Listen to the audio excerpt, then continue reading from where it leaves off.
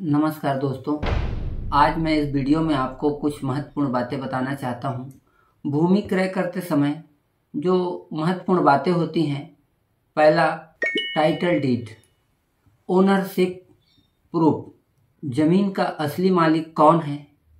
उक्त संबंध में आपको पूरी तरीके से स्पष्ट जांच करनी होगी। इसके लिए आप भूमि स्वामी का खसरा विवरण की सत्यापित प्रति किसी भी लोक सेवा केंद्र में प्राप्त कर सकते हैं, जिससे यह जानकारी लग सके कि उक्त खसरा नंबर जिस जमीन को आप क्रय करना चाहते हैं उसका असली मालिक कौन है। दूसरा, सर्च रिपोर्ट और दैनिक समाचार पत्र में प्रकाशन की सूचना प्रकाशित कराना। सर्च रिपोर्ट में 12 साल का सर्च रजिस्ट्री कार्यालय में आप किसी भी अधिवक्ता के माध्यम से या बैंकिंग अधिवक्ता होते हैं उनके माध्यम से आप सर्च रिपोर्ट तैयार करा सकते हैं। सर्च रिपोर्ट से यह पता लगता है कि भूमि बंधक तो नहीं है, लोन तो उस भूमि पे नहीं लिया गया है, यह बात स्पष्ट हो जाती है। यदि उक्त भूमि बंधक है और उक्त भूमि पर किसी भी बैंक से लोन लिया गया है तो आपको उक्त भूमि को नहीं खरीदना चाहिए। लैंड यूज, भूमि के लैंड यूज से तात्पर्य है कि भूमि कृषि मद की है या कृषि मद से अन्य मद की, अर्थात व्यवसायिक है या आवासीय भूमि है। यदि उक्त भूमि का डाइवर्सन हुआ होगा तो वह भूमि आवासीय या व्यवसायिक मद में दर्ज होगा। उक्त संबंध में जो भी आदेश डाइवर्सन का है और जो डाइवर्सन खसरा है उसे आपको प्राप्त करना चाहिए। चौथा है म्यूटेशन रिकॉर्ड, नामांतरण के अभिलेख। यह आपको तहसील में मिल जाएगा।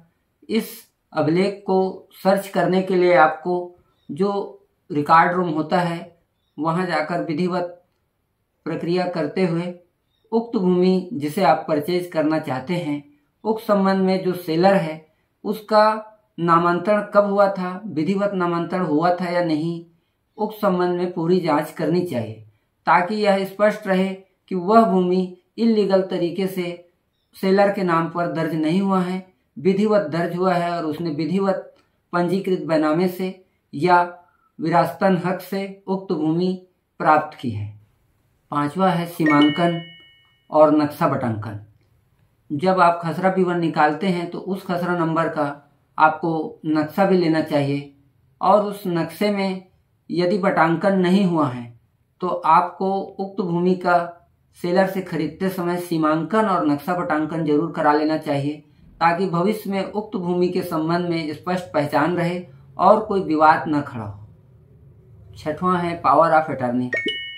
जब कोई सेलर जो मूल भूमि स्वामी होता है किसी को उक्त भूमि को विक्रय करने का अधिकार देता है तो हमको यह स्पष्ट करना चाहिए कि पावर ऑफ अटर्नी वैलिड है और पंजीयन कार्यालय में उसका स्पष्ट पंजीयन है, तभी वह भूमि क्रय की जानी चाहिए, अन्यथा नहीं।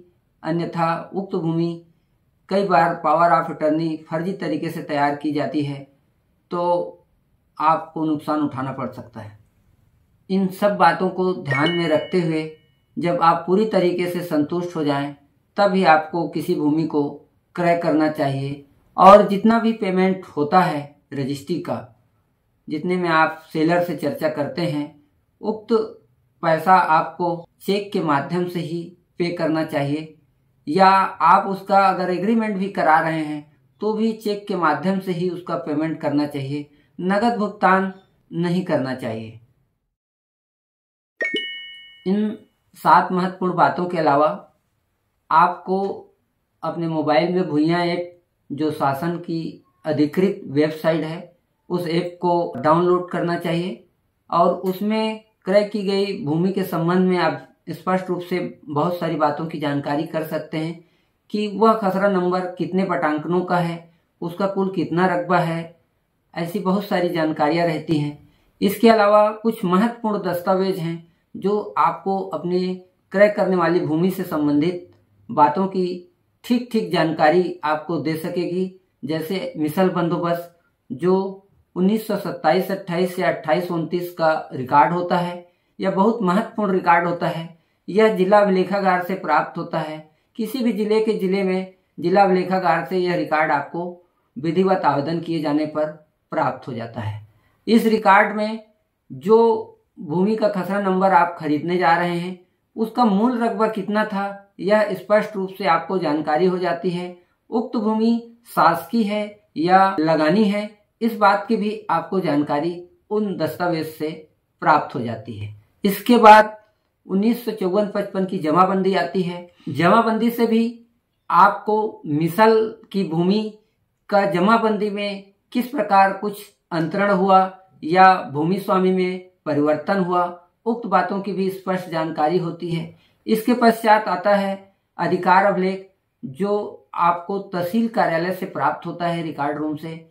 उसमें आपको जमाबंदी में जितनी भी चीजें होती हैं, काट छांट या नए भूमि स्वामी का सृजन या उक्त भूमि कट के किसके नाम पर गया है, उक्त बातों की जानकारी आपको अधिकार अभिलेख से होती है। अधिकार अभिलेख में स्पष्ट तौर पर जब हम खसरा का अवलोकन करते हैं तो उसमें स्पष्ट तौर पे लिखा रहता है साइड में कि जमाबंदी 1954-55 के अनुसार। तो अधिकार अभिलेख ही महत्वपूर्ण दस्तावेज होता है जो किसी भी भूमि का स्पष्ट रूप से आपको जानकारी देता है। इसके बाद आता है 1958-59 का निस्तार पत्रक, जो पटवारी के पास होता है और जिला अभिलेखागार में भी उसकी प्रति प्राप्त की जा सकती है कि उक्त भूमि किसी शासकीय मद में तो दर्ज नहीं है, चराई के लिए तो नहीं है, शमशान की भूमि तो नहीं है, बड़े झाड़ का जंगल तो नहीं है, छोटे झाड़ का जंगल तो नहीं है। इस प्रकार की बातों के लिए निस्तार पत्रक में स्पष्ट रूप से आपको पता लग जाता है कि भूमि किस मद की है। यह बहुत ही महत्वपूर्ण दस्तावेज है जो आपको भूमि क्रय करते समय यदि आप इसकी जानकारी ले लेते हैं तो आप अपना लाखों का नुकसान होने से बचा सकते हैं। धन्यवाद दोस्तों।